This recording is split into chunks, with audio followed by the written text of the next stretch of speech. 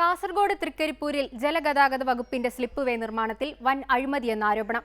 നിർമ്മാണം പൂർത്തിയാകും മുമ്പ് മുഴുവൻ പദ്ധതി തുകയും തട്ടിയെടുക്കാനാണ് ചിലരുടെ നീക്കമെന്നും പരാതിയുണ്ട്. ബോട്ടുകൾ കരയ്ക്കെത്തിച്ച് അറ്റകുറ്റപ്പണി നടത്തി തിരികെ കായലിൽ ഇറക്കുന്നതിനായാണ് സ്ലിപ്പ് വേ നിർമ്മാണം ആരംഭിച്ചത്. 2013 പൂർത്തിയാക്കേണ്ട സ്ലിപ്പ് വേ ഇതുവരെ യാഥാർത്ഥ്യമാക്കിയിട്ടില്ല.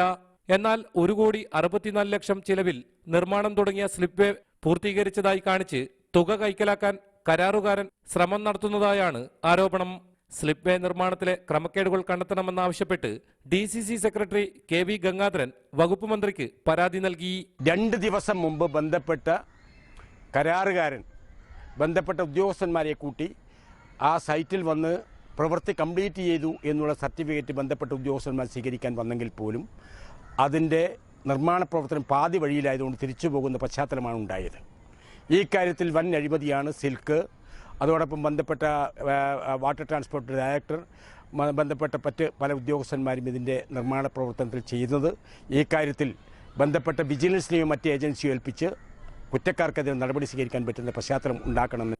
ITയിൽ വർക്ക്ഷോപ്പും തൊഴിലാളികളും ഉണ്ടെങ്കിലും സ്ലിപ്പ് വേ ഇല്ലാത്തതിനാൽ ബോട്ടുകൾ വൻ തുക ചെലവഴിച്ച് പുറമേ നിന്നാണ് അറ്റകുറ്റപ്പണി നടത്തുന്നത്. തൃക്കരിപ്പൂരിൽ കട്ടപ്പുറത്ത് കിടക്കുന്ന ഒരു ബോട്ടുകൾ പോലും ഇതുവഴി കരക്കെത്തിക്കാനായിട്ടില്ല. രജീഷ് കുളങ്ങരയോടൊപ്പം റിപ്പോർട്ടർ, കാസർഗോഡ്.